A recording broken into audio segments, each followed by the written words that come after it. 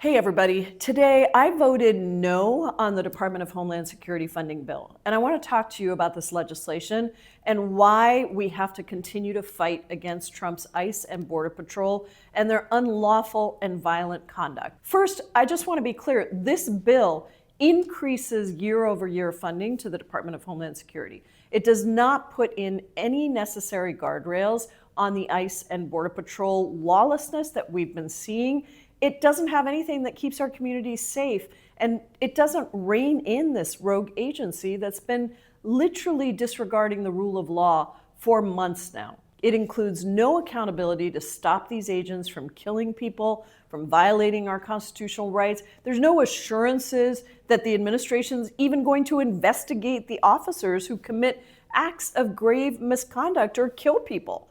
While this DHS spending bill includes a handful of reporting requirements, it really does not meet the moment that we face in this country. And I am not going to vote for it. I will not be complicit in Republicans' efforts to allow these ICE and Border Patrol agents to violate the law and the constitutional rights of people across this country, including US citizens. In the 1 year since Trump returned to office, we have seen a complete overhaul of how DHS operates. ICE and Border Patrol have descended on cities across America. They're racially profiling and rounding up immigrants and US citizens alike, many of whom have never committed a crime. That's the majority of people they're rounding up.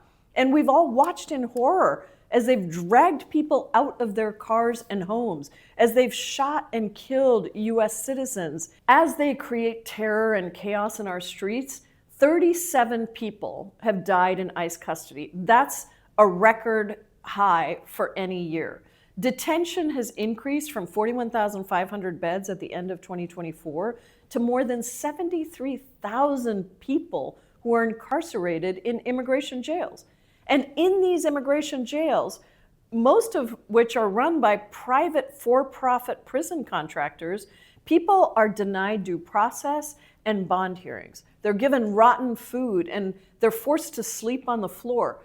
All of this is just incredibly dangerous, not just for immigrants, but for every single American worried about the erosion of our constitutional rights. As I have said over and over again, I will not vote to give another cent to ICE and DHS until we have real enforceable guardrails in place to end the lawlessness. This requirement of warrants is not just a nice to have, it is a necessary constitutional protection.